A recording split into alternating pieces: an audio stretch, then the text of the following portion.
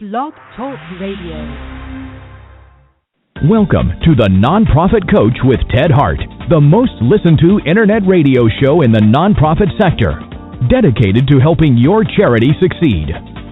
It's no secret that combining online and offline techniques is the key to modern-day fundraising success, and practical advice is what you need. The Nonprofit Coach with Ted Hart is the perfect landing point to learn from experts around the world who provide advice you can use. Ted Hart is without a doubt one of the foremost nonprofit thought leaders. Also a successful author, his books range from successful online fundraising to the use of social media and how to make your nonprofit green. Guests on the Nonprofit Coach are leaders in their field who share tips and trade secrets for nonprofit management and fundraising success. Ted lectures around the world, but now he's here for you. From the latest in charity news, technology, fundraising, and social networking, Ted and his guests help you and your organization move to greater levels of efficiency and fundraising success. This is a live call-in show. Add your voice by calling 347-324-3080. After the show, you can find all our podcasts at tedhart.com. Click on Radio. Don't forget to dial 347-324-3080. Now, welcome the host of the Nonprofit Coach, Ted Hart. And welcome here to a new year here on the Nonprofit Coach. Thank you for joining us. We're just coming from our holiday hiatus and coming back to a very important topic that we're going to be discussing here on today's show. But I'm actually going to jump right over to page one news because we've got some important things to share with you here at the top of the show. Just as a reminder, this is a live call-in show. Please dial into 347-324-3080 or certainly make sure that you are bookmarking tedhart.com, where you will be able to go back and listen to and share the podcast from this and all of our shows. We've got over 100, more than 100 podcasts available for you free of charge. Also, you can join us over in the chat room today. I see some folks over in the chat room. You can ask questions there. You can also email me your questions if you're super shy and would like to email those over to me at tedhart.com. As always, here on the Nonprofit Coach, we start with page one news.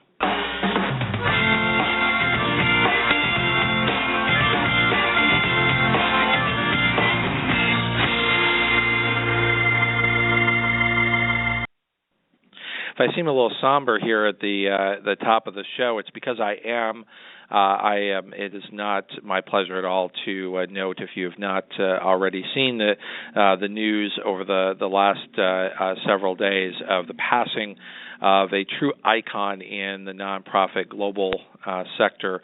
Tony Elisher has passed away. I'm just going to share with you what I posted about him, and then some news here for the Nonprofit Coach listening audience. Tony is a true force of nature who challenged us all to be creative and bring our best ideas to fundraising. It never occurred to me that Tony wouldn't be with us. He had more energy than all of us put together. He seemed to always be everywhere, all around the planet. That energy is now at rest. And the challenge for all of us is to pick up that torch and to make certain fundraising continues to be lit by Tony's magic, and to make sure that we document and note and pass along the wonderful wisdom and energy of Tony Elisher. We will have a special edition of the Nonprofit Coach on February 2nd. 2 weeks from today at 12 noon Eastern. This special tribute show of the Nonprofit Coach will celebrate the life and talent of Tony Elisher. I wanted to ask everyone who learned from Tony, cared about Tony, and felt that his special energy should live on to please call into the show and to share your tribute memorial to his considerable talent an enormous body of work. And, of course, the dial-in number for that show, as always, here on the Nonprofit Coach is 347-324-3080. So I want to tell you that Tony meant a great deal to me, as he did to a lot of people. And I hope that you will plan on joining us and make sure that that particular podcast of the Nonprofit Coach is the most perfect memorial to a wonderful public servant and servant to the nonprofit community.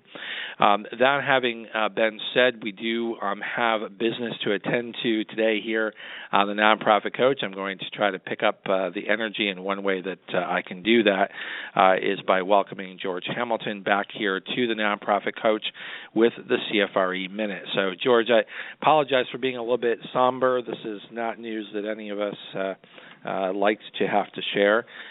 Tony was a considerable talent, but could you share with us what is new over at CFRE? Yes, thank you very much. I appreciate you having us to start the new year, and it's been a really exciting period of time at CFRE International since last we were on the show. We have a new chair of our board of directors, Marnie Hill, CFRE, who's the senior manager of Legacy Giving at the Kennedy Red Cross, has assumed the role of chair from Phil Schumacher, CFRE, ACFRE, who actually remains on the board as the immediate past chair. So there's a transition in leadership.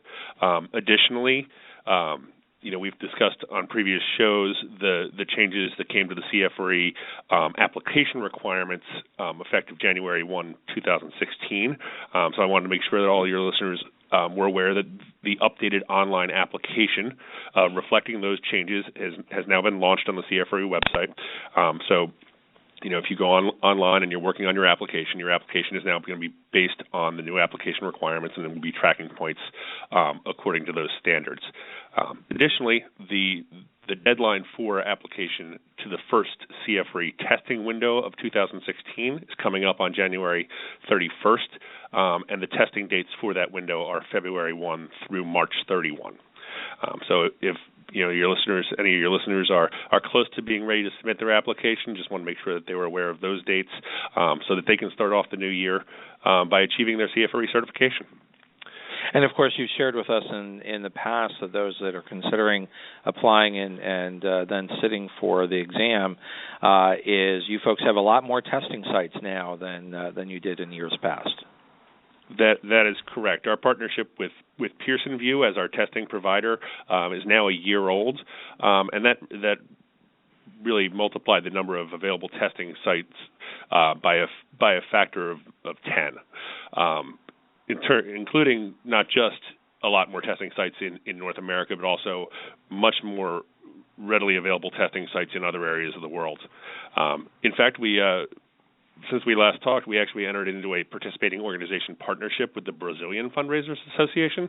So that's very exciting for us, and I think for that community of fundraisers, because it will extend the ability to achieve the certification at a discounted rate to the fundraising professionals in Brazil, and help that philanthropic sector be supported by professional certification. More readily. Well, that is terrific news, and of course continues the ability for CFRE to serve a global community. Exactly. The other thing I wanted to share with your listeners is that 2015 was another strong year of growth for the CFRE credential worldwide. We saw over a 4% increase in the total number of people holding the credential as of the end of the year. So we're at nearly 5,700 now worldwide CFRE certificates. And additionally, applications for initial certification grew by 10% year over year from 2014.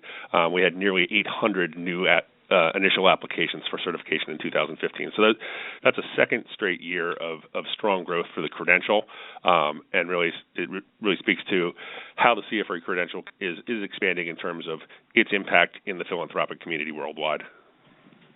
Congratulations to everyone at CFRE. These sorts of advancements and growth in the program do not happen without serious planning and an attention to detail. And of course, here on the Nonprofit Coach, we encourage all of our listeners to consider sitting for the CFRE exam. It's an important measure of your professional commitment to the work that we all do, but also allows you to stand and be tested against your peers. And I think that says a lot about a professional who's willing to do that.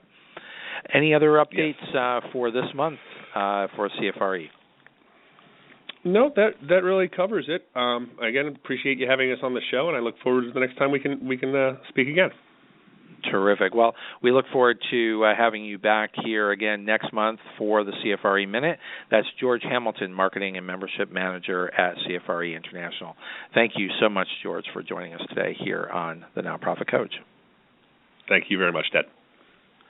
And now we're going to head right over to this very important discussion about donor-advised funds as we turn the page to page 2.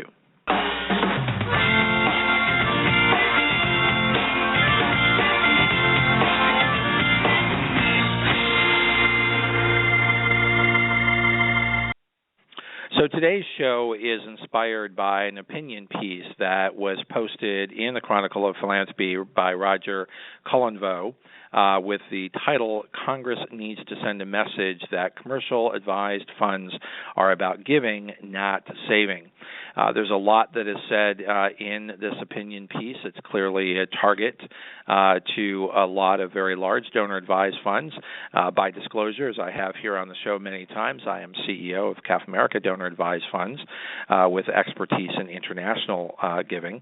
And I do want to just share with you as we tee up the discussion today that Mr. Cullenvo ends his article here by saying that there should be policy action taken. He says public policy must always strike the right balance between accommodating donor preferences and the needs of America's nonprofits. Requiring advised funds to spend their money within a set period of time will continue to allow what donors care about, having an efficient and easy way to give, but it will also focus the public's attention on what matters most, getting money out to charities that are working hard every day to improve our communities, our nation, and the world. And today we did invite Roger Cullenvo, who is a professor of law at Catholic University of America, to participate today. He declined to do that, which is a shame, because I think there is quite a bit in this article that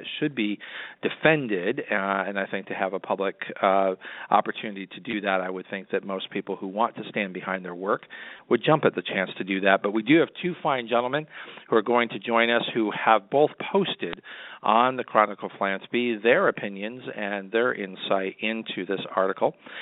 We have with us today Alan Cantor, who is a principal of Alan Cantor Consulting, a firm that works with community-based nonprofit organizations on issues of resource development and governance. We also have with us today Rob Mitchell, who has been a guest here on the show before and is the CEO of Atlas of Giving. Rob is currently CEO of Atlas of Giving. He is one of the most successful and experienced fundraising professionals. And, of course, as we've mentioned here on this show, one of the things that Rob brings to his work is the ability to look at data, understand data, crunch data, and make it available to those who may not understand what data means in and of themselves. So, Alan and Rob, first of all, welcome here to a new year of the Nonprofit Coach Radio Show. Thanks, Ted. Thank you, Ted. Good to be here. So I'm going to start off with Alan, if you don't mind, Rob, since you've been a guest here on the show many times. I want to thank Alan for being a guest here on the show. And to start off, if you could just either read or paraphrase the comments that you made on the Chronicle of Philanthropy site in response to this article. Well, I'll paraphrase them, and I've written quite a bit in the Chronicle and other places about this, Ted. There's people think that I and Roger and others are absolutely against donor-advised funds, and we're not. But I think there are a small group of us who I think represent a much larger group, which are the nonprofits of America, the ones that actually deliver services, the charitable organizations, who are deeply concerned about the significant growth of donor-advised funds. And we're not calling for the end of donor-advised funds. We actually think they're really a useful tool in philanthropy. But we are calling for a requirement that the funds that go in and that give the donors full charitable deductibility at the time of the gift, that they be required to go out the door to charitable organizations within a certain number of years. And we are arguing about that. I think the debate started back in 2011 with a New York Times op-ed by Professor Ray Madoff, and she called for a 7-year distribution. And a couple of years ago, the chair of the House Ways and Means Committee in a tax proposal suggested a 5-year spend down, so that funds that go in 2016 would need to be distributed to charity by 2021. I think those might be a little too tight, but the point is, whether it's 5 years, 7 years, or 15 years, that the funds that go in and that are essentially taxpayer subsidized through the charitable deduction should go to the public good before too long. And without any comment on that, I'm going to ask Rob Mitchell to state a paraphrasing of the comments that he's made on this topic. Well, first to say, Ted, that as CEO of the Atlas of Giving, we're keeping our pulse on the finger, or keeping our finger on the pulse of American philanthropy all the time. We measure philanthropy in the United States monthly by sector, source, and state, and we also provide an updated forecast of charitable giving. And I would say that donor-advised funds are the fastest-growing contributor to the charitable economy. There's no question about that. The facts support that and are well documented. They allow a low cost of entry. The investment growth that they provide meets strategic philanthropic goals of individuals and families, and they have been the biggest additive to the charitable economy in the last decade. There's no question about that. Enacting a government-imposed floor or time period for distribution will kill the greatest source of new donors and new money to the charitable economy. So I'm going to ask a few questions and ask the two of you to sort of weigh in on this, because I will tell you I have a perspective on this, and I don't think that it's one that is biased by the fact that I'm CEO of a donor-advised fund, because I came to this specifically because donor-advised funds are growing, because families and individuals, philanthropists, are choosing this as a vehicle. They are finding it to be a convenient way for them to not be rushed into giving, but to be able to be strategic, to sit back, to think, to maybe perhaps plan for longer-term giving.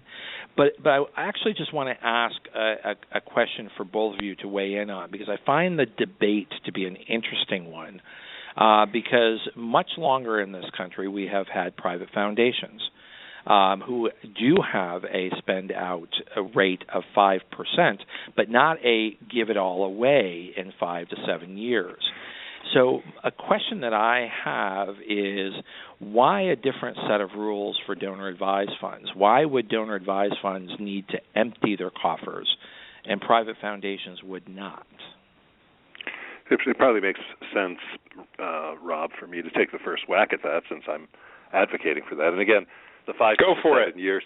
5 to 7 years, I think, is too. It's tough. I think I'd go with 15 as my sweet spot.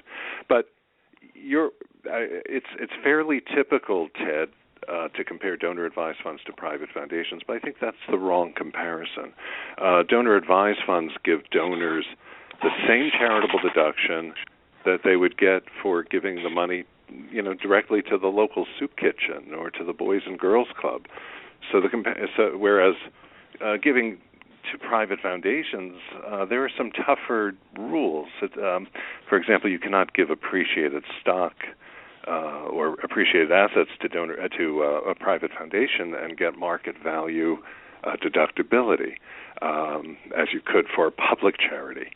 Because donor-advised funds are considered a public charity, really the comparison should be to the actual operating organizations.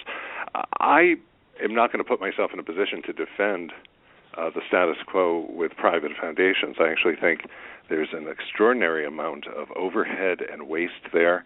I think the payout rates are too small, and that an awful lot of money is piling up there. And I wish that the model of private foundations when they were established 100 years ago were different. I suppose I advocate for getting money into the community where they can do good, where they can be invested in people, adults and children, and into the planet to save us from environmental degradation. So I think in general money should be going out to good purposes more quickly. But because donor-advised funds are treated as a public charity, I think the money should be going significantly more quickly than from private foundations. Rob? Well, the first thing I would say is that there are no credible studies that show that donor-advised funds are cannibalizing any direct gifts to other charities. In fact, the Atlas of Giving shows that donor-advised funds boosted giving to nonprofit organizations during the recession and the post-recession period. Donor-advised funds are bringing in new donors. They are the 21st century version of private foundations. Donor-advised funds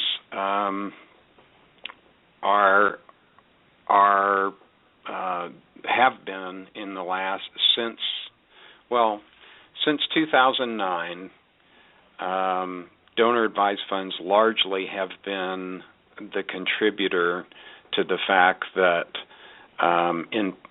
through 2015, giving has grown in the United States. And 2009, of course, was the depth of the Great Recession. But donor-advised funds have been a significant contributor. And I'm talking about grants from donor-advised funds. I'm not talking about I'm not talking about gifts to donor-advised funds. But grants from donor-advised funds have contributed to a 51% increase from 2009 to 2015 that continues to grow. I mean, one of the non-commercial donor-advised funds is the Silicon Valley Foundation, and they report that 96% of their funds are making gifts to charitable organizations each year. So this is a tremendous tool. It's better than a charitable remainder trust. It's better than a private foundation. It's better than an annuity trust, better than a lead trust, and better than a pooled income fund. In this environment, donor-advised funds are leading the way, especially when the stock market is robust. They are leading the way in charitable giving.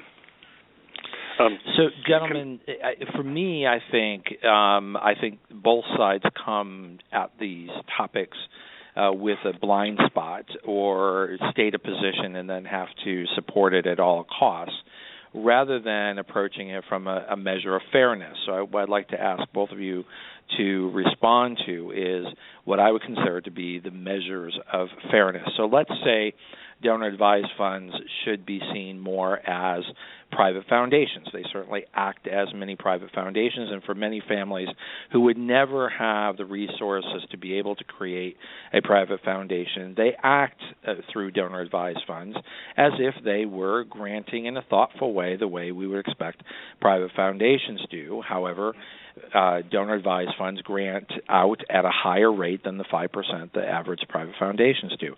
So one measure of fairness would be to say that perhaps private foundations have a 5% payout, which is too low, and that donor-advised funds should have a similar payout to whatever is then required of private foundations. So that's sort of one side of the fairness issue, is that they would be treated the same, and that the numbers would sort of regulate or look at moving money out of those money set aside for philanthropy. The other side of fairness would be to say, as was stated here, that they are 501c3 public charities, and that money should not just sit in that charity, but should move for charitable purposes. So the measure of fairness on that side would be to say that no 501c3 nonprofit organization should sit on an endowment, should hold money for more than a certain number of years, and that all money of all nonprofits, all 501c3s, would be spent in a similar way. Why would donor-advised funds be singled out? So all charities anywhere in the country would have to spend their money at the same rate. Those would be two measures of fairness if you look at those on both sides. So I'm going to ask, as we've gone in this order, we'll go in the reverse order. I'm going to ask Rob to respond to the fairness issue, and then we'll give Alan a chance. Relating to fairness, I think that it's been very well documented that donor-advised funds are, on average, giving 4 or 5 times the amount of grants to charities that, as Alan said, 100-year-old private foundations are giving. And that's much more beneficial to the charitable economy. So I think that's a great case for donor-advised funds. I would say, I mentioned a moment ago the Silicon Valley Community Foundation. When they looked at their donors, they found that they had one donor who had not made any grants from their donor-advised fund to other charities, and because of their rules, they made the decision that they were going to take control of that money and award it to community interest, which they did. And so I would say that, self-regulation is better than government regulation. That's one significant issue here. The other is that private foundations are outperforming donor-advised funds are outperforming private foundations in granting their assets at a measure of 5 to 1, and that's great. And we shouldn't do anything to stop that. In fact, we should do things to encourage that. Let's say, as been suggested here, that that's the wrong measure, that they shouldn't be seen in that regard, but they should, in fact, be seen as 501c3 nonprofit organizations. Therefore, would it not be fair to say that every charity anywhere would have to spend all of their assets and all their money in the same 5 to 7 years, 15 years? In other words, they would have to show that they're not holding money for a longer period of time. Well, as a board member of several different 501c3 charities, as a C-suite executive at one of the largest charities in the United States, I can tell you that money, as Alan uses the term, is warehoused in endowment that is perpetual. So no, not 100% of the money that is given to any large organization is guaranteed to go out for their mission immediately in the same year or in 2 years. Okay. Alan. I just like to shine a light a little bit on some of the figures that Rob used, and statistics can be used in different ways. Rob said that first of all, the giving from donor-advised funds, I think, has been exaggerated, the giving rates. He put it at 4 or 5 times, which the private foundations, which is 20 to 25%. I will note that there have been various figures. The National Philanthropic Trust itself, a major sponsor of donor-advised funds, puts out an annual survey. And a couple of years ago, they changed the formula by which they counted the spend out from their funds, and by simply changing the formula, it went up by about 5 or 6%, from about 15 or 16% to about 21%, because they used a different base for the assets. They used the beginning of the year assets as opposed to the end of the year assets. I'm not saying they're wrong, but that's quite a variation. You either granted the money or you didn't.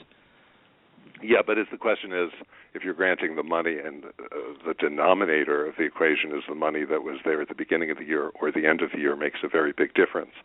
A study by the IRS... Well, certainly private foundations use the number that's most advantageous for them. With private foundations, it's established by the regulations as the money at the beginning of the year. I will say, and I will say that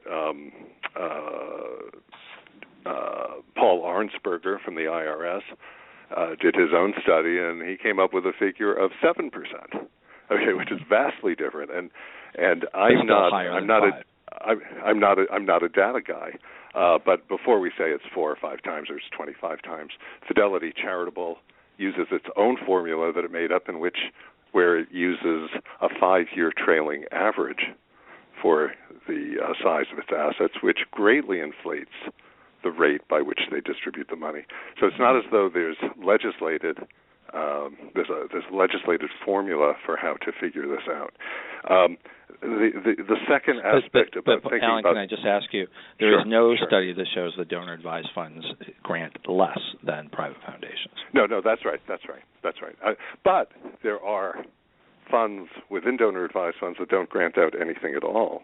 A different congressional study from a couple of years ago, from 2012, postulated, and we're not saying this happens, but there's certainly individuals for whom it happens. It said if you had 10 donor-advised funds of the same size, and 2 of the people put out 80%, which I know from experience, I have clients who do that, individual donors who put the money in, and it's very advantageous, and it's very clean, and then they could use donor-advised funds to keep track of their contributions, and they essentially clean out the fund.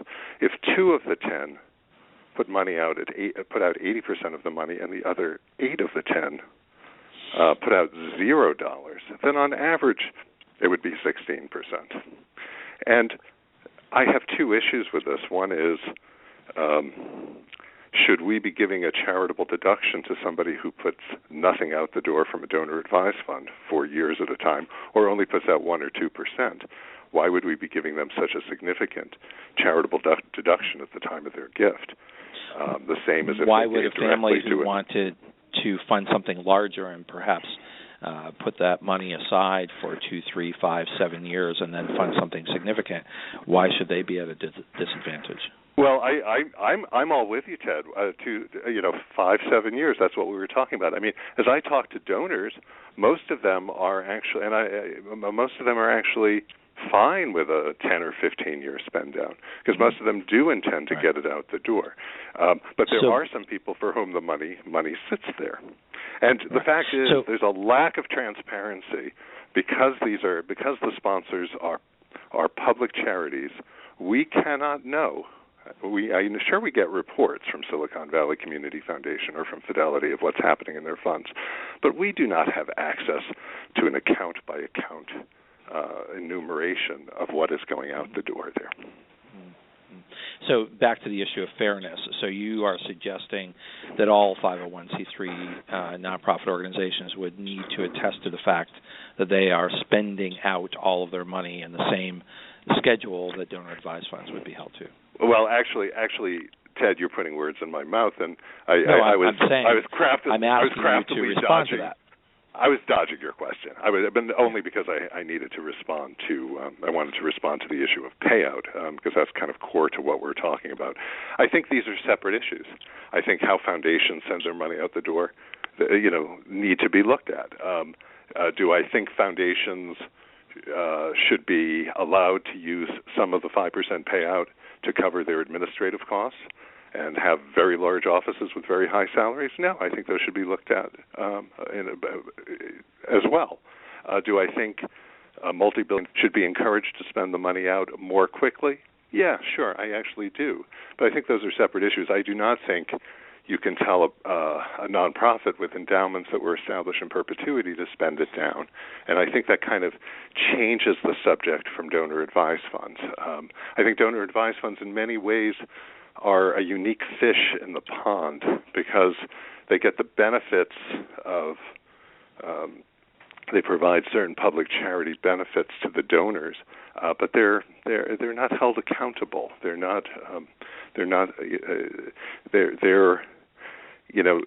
making a lot of money. This is my other major issue.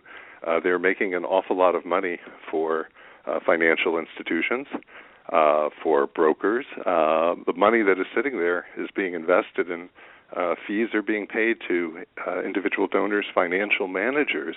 They're making a lot of money for financial firms, and I think it's unseemly at best, but I also think it's very disruptive to the philanthropic infrastructure.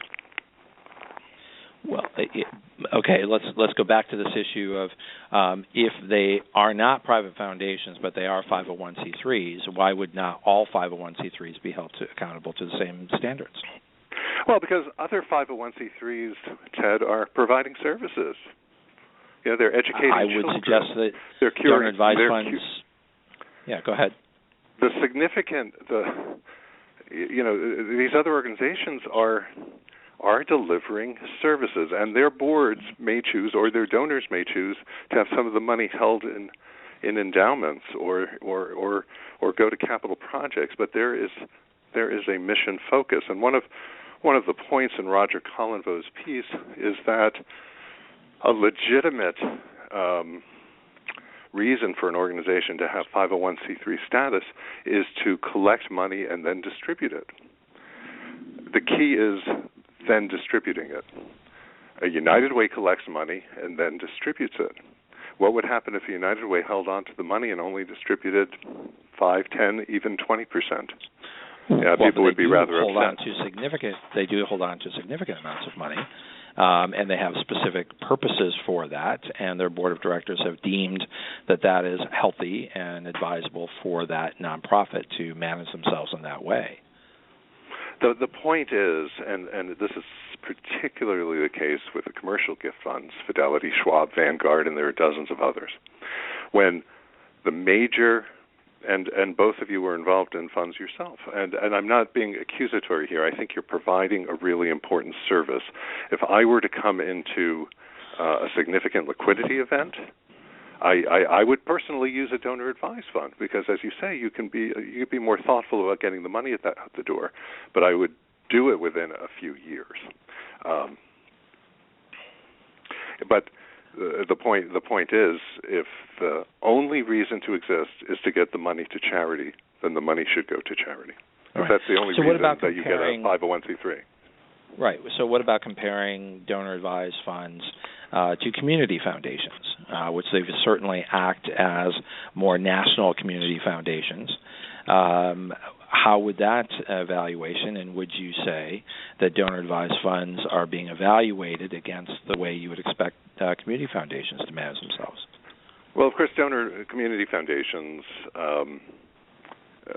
for the most part, were among those who created donor-advised funds, and a generation ago, virtually all donor-advised funds were held at community foundations or at religious federations. The big turning point was 1991 when Fidelity Charitable got the IRS benediction as a public charity to create Fidelity Charitable, and suddenly then it became an industry with a different flavor. I would say an industry that has been very, and this is strictly from a data point of view, that has been very, very beneficial to the charitable giving economy. Donor-advised funds appeal to people who have strategic giving goals and who prefer to remain anonymous. It's no wonder they've become so popular. With Fidelity, Vanguard, and Schwab, the sales force, and this is a very important point, the sales force for major gifts is more than 150 times what it was for nonprofit organizations alone. So we've got, you can say what you want about how people are compensated at Fidelity, Vanguard, and Schwab, but the truth is that the sales force has increased by 150% versus nonprofit people who are out there raising money. And just to provide a little background here, donor-advised funds are gaining ground. Charitable remainder trusts are losing ground. Private foundations are gaining ground, but at a third of the rate of donor-advised funds. Charitable lead trust are losing ground, and pooled income funds are losing ground. So clearly, the 21st century innovation, and I say innovation, donor-advised funds have existed since the Tax Act of 1968, and Alan is exactly right that in 1991, Fidelity recognized an opportunity and took advantage of it, and it is benefiting all of our charitable economy. Right. Well, and in fact, donor-advised funds have existed in some form since the 1930s. And it was really the Pension Protection Act of 2006 that really defined what a donor-advised fund is and set forth certain expectations of how a donor-advised fund is going to manage itself. And I think it's those regulations that really define the difference of, and Alan had mentioned earlier that, I think maybe inadvertently you said, donor-advised funds are a different animal, and I think they are not private foundations. They are not solely 501c3 organizations. They are not solely community foundations. They are this innovation, if you will, although, as I said, they've been around since 1930s, that do meet the needs of many donors, individuals and families who wish to be strategic, who wish to have the assistance of advisors to help them in their giving. And I think one of the things I'd like you folks to respond to is this notion of, because Alan had mentioned, all these other 501c3s provide service. I think donor-advised funds do provide service, and they provide service to the donor who is maybe not as well-versed on how to give to one charity over another, or does not feel that they have the information to discern whether I should give to this charity or not, or maybe this charity is particularly persuasive but not very efficient or effective, and this charity over here is very efficient and effective but doesn't have a way to have a voice. And I think donor-advised funds and the advisors who are able to look at a wide variety of charities, who are able to add value to the discussions and help donors in making their choices, it is a service to the sector. So let's start with Alan. I would add to that, with Alan on that. Yeah. You were talking earlier, Ted, or asking about community foundations versus the national donor-advised funds. And I think your argument makes sense when you're talking about community foundations, where people can indeed talk, people who are knowledgeable about philanthropy in their area, and donors can get some good advice. I think it's an enormous stretch to say that if you set up a fund at one of the, at Fidelity or Schwab, that you get any sort of advice. What you get is a tax deduction, and you get tremendous help in liquidating appreciated securities and sending out checks. They're very efficient and all that sort of thing. But I don't, I will say this as well, going back to what Rob was saying about the sales force multiplying by 150 times. You're right, and I think that's been certainly a major driver in the growth of donor-advised funds. But we ought to look at this. Maybe I'm a Pollyanna, but I work for I'm a member of the AFP, and part of the standards for professional fundraisers is we don't get paid a commission. You get paid a salary to help the organization and the donors and do right by both. Look at the dynamics. If I am your financial advisor at a brokerage, at a financial firm, and you are inclined to give $100,000 to a building project at the Boys and Girls Club, well, I actually have a vested interest in suggesting to you not to do that, but instead to put the money into the commercial gift fund associated with my firm, because then I will continue to draw a fee for assets under management. And moreover, the longer the money sits there, the longer I draw a fee. Now, this is getting money into the charitable sector, but I feel strongly that if the money is sitting there, it's not doing charity any good, and it's certainly not helping that Boys and Girls Club to build their new building. Alan, are you suggesting? Yeah. Go ahead. Let me suggest that in my own family, I'm in my mid-50s. I have 4 children. I have 4 children that are in their 20s. If I were to create using your example of the Boys and Girls Clubs, if our family decided that we wanted to build a special building or a new location for Boys and Girls Clubs in our hometown, a donor advised fund would be the perfect vehicle for doing so, because we could add to the donor advised fund each year. The funds in the donor advised fund would be invested to grow, and when we reached our goal, we could then make, and it might take more than 15 years, Alan. It might take more than 15 years, but our philanthropic goal would be accomplished, and that's why I think that.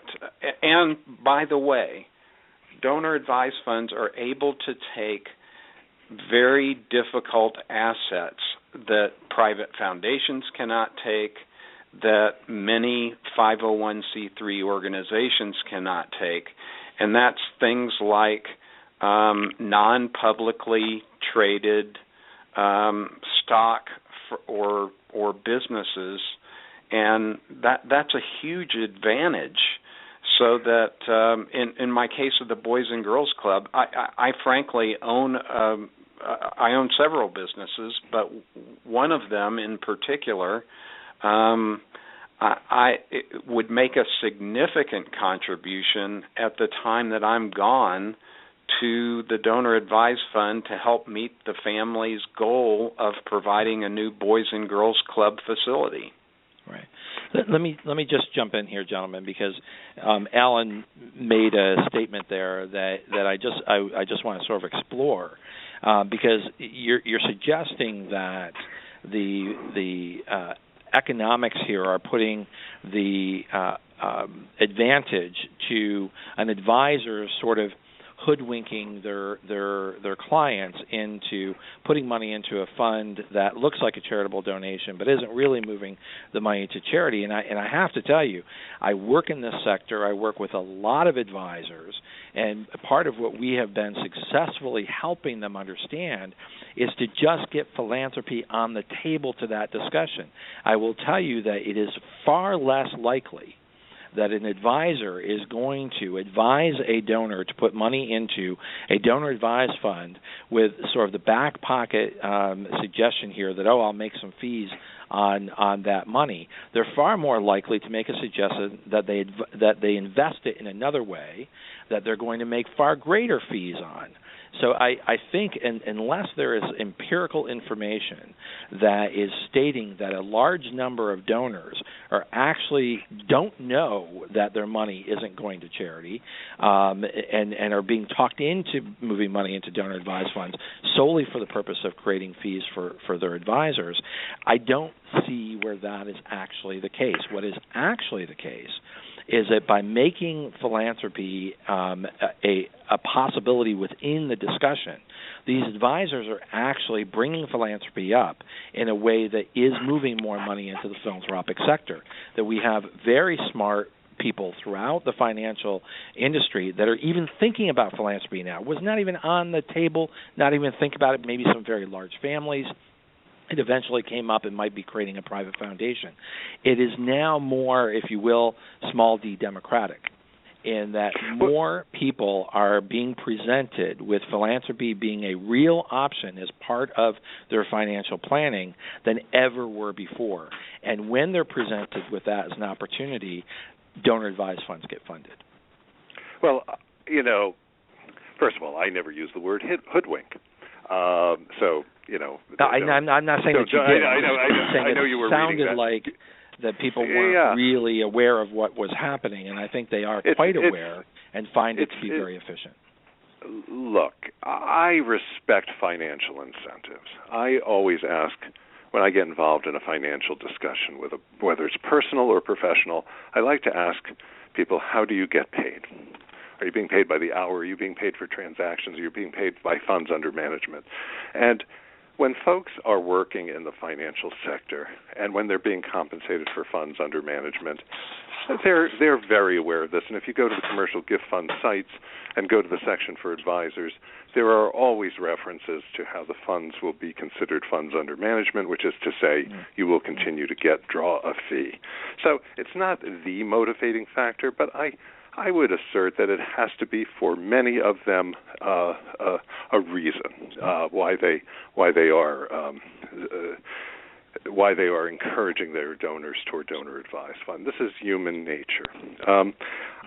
I also think the definition of philanthropy is something that should be looked at. It's probably a good thing for another podcast, but philanthropy means helping humankind. It doesn't necessarily mean setting up a philanthropic institution for a long time so our family can give from it. I think the notion of democratizing philanthropy, it's a good one. It's hard to be against democratizing anything, certainly philanthropy. But the same family could be giving the money away and having it do good rather than looking at the fund and getting together every year to discuss how to distribute money from the fund. And finally, as to Rob's point about the Boys and Girls Club, and he and I are about the same age. He has more kids than I do, but I can totally relate to that. And I really think, as I've talked to a lot of donors, some of them get mad at me for writing what I say, but 95% of them say, "Oh, if you give me 15 or 20 years, sure, I can get that out the door." And you can build the Boys and Girls Club. I think it's not asking too much. In fact, it's asking exactly the right thing to say, sure, think about this, get together, figure out your priorities, and then get it out the door. You could do it in small grants. You could do a big thing like building a wing to the Boys and Girls Club, but get it out the door within a certain number of years. And again, I'm just going to go back to, I think that's absolutely fine. I think either way that you look at it, that there should be a higher payout for private foundations and donor-advised funds, treat them like private foundations. Or if you're going to treat them like 501c3s and say the money should be out the door, I think all 501c3s should be held to the same standard. That all nonprofit organizations should be spending money in their communities at a rate that somehow we're making a decision that donor-advised funds should.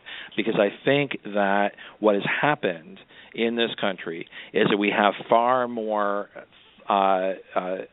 philanthropists, if you will, individuals, families, people who are using donor-advised funds, who have the luxury and the ability now to research and to find that exact philanthropic activity that they would like to support. I will tell you that one of the changes that I see, and I've been in this industry I think as long as you gentlemen have, is that when you are sitting in front of a very good fundraiser who happens to be very persuasive, that may or may not be the best place for you to put your money. But at that particular moment, maybe you feel a little bit pressured, maybe it's peer pressure, maybe it's community pressure, you feel that you need to give. Whereas people who have already donated that money, already gotten the tax deduction, are far more thoughtful, ask far more questions, do more internet searches when they're giving than someone who is giving in their community and maybe doing it more in reaction to an ask as opposed to being thoughtful in their own giving. And for me, that I think is a very powerful new wave in the philanthropic community, that it's not about the charity asking for money or the charity going to the donor, but it's the donor now in the driver's seat who is now, if you will, again, back to sort of the small d democratic nature of philanthropy today. And I think one of the biggest driving forces here, and we can say it's donor advisor, I think it's more the internet. I think it's more the desire of donors to be very impactful, to be very thoughtful, and to sit back and decide when they want to give. And it may not coincide with the need to make that gift by December 31st. And just writing a check to a charity, a local charity, or somebody who I got something in the mail from may have been what I did in the past. But now I can make that gift, and I can sit back and I can take my time to decide where do I want that gift to go, what meets my goals, my family goals. And I see that as, I hope, part of the discussion, gentlemen. We've got 5 minutes left here on the show, so and this goes by so fast, and you guys have both been very, very thoughtful. But as this discussion moves in one direction or another, I don't think it's a matter of a payout or a timeline. I really think that the discussion should be around what is making this so palatable and so interesting to donors that they are giving more, and they are moving money out. So I'm going to ask each of one of you, just as I did when we started, to ask you to do two things for me as we wrap up the show here. One is your final statement, and each one of you have about a minute, so because we're now about 3.5 minutes on the show. And then how can my listeners reach you if they want to reach out to you? So, Alan, I'm going to let you go first. Sure, thank you. Well, of course, it's a wonderfully attractive thing to donors. That's why it's been successful. It's a you can have your cake and eat it too mechanism where you get the full charitable deduction, and then you don't have any requirement to give that year, next year, or ever. I am asserting that we need to make sure that those funds are given out so they actually do some good. And I will just add one last thing. Yes, donor-advised funds or their sponsors have 501c3 status, but in a way, you wonder whether they should have gotten that designation. It was kind of a quirk of negotiations back in 1969. And how can my listeners reach you, Alan? Oh, I'm sorry. The best way is to email me. It's Al, A-L, at Alan Cantor Consulting, and that's ALANCANTOR, consulting.com. Terrific. And Rob, round us out here. We've got less than 2 minutes, but okay. I want to make sure you get the last word here. Well, donor-advised funds have led the charitable giving recovery since 2009. They're adding billions of new dollars and thousands of new donors into the charitable giving economy each year. They are outperforming any other type of planned gift. And I would say if it ain't broke, don't fix it. Alan represents a group that has a solution in search of a problem. Donor-advised funds appeal to people who have strategic giving goals who prefer to remain anonymous, and that is part of their popularity. The biggest problem with anonymity is that charities don't know how to find donor-advised fund contributors, and they absolutely hate that. Yeah. And Rob, how can I do need to wrap things up here? How can my listeners reach you? Very, very simple. rob.mitchell@atlasofgiving.com. Terrific.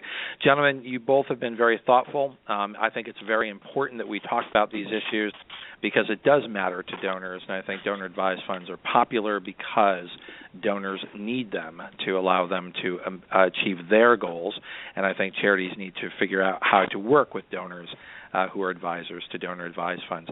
That's the end of our show. Please join us in 2 weeks for the very important tribute to Tony Elisher.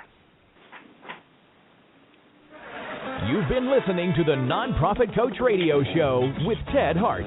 Tell all your friends to check out our production schedule and download our iPod and iPad-friendly podcast at tedhart.com.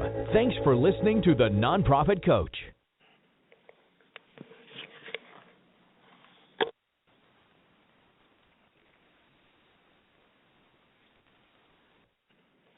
When it comes to cleaning your house, who doesn't wish un galán with a trust fund swept in and passed the mop to your evil stepmom like in the telenovelas? Hola, it's Chiquis here, and although life isn't always like in the soap operas, Fabuloso does bring a clean that's always over the top. Get your home dramatically clean anytime you like, without any evil mama drama. Just long-lasting lavender freshness. That's Fabuloso, taking the drama out of any mess. Fabuloso's 2 times concentrated formula provides 2 times more active ingredients versus non-concentrated Fabuloso Original. Use as directed. Ryan Seacrest here. When you have a busy schedule, it's important to maximize your downtime. One of the best ways to do that is by going to ChumbaCasino.com. Chumba Casino has all your favorite social casino games like spin slots, bingo, and solitaire that you can play for free for a chance to redeem some serious prizes.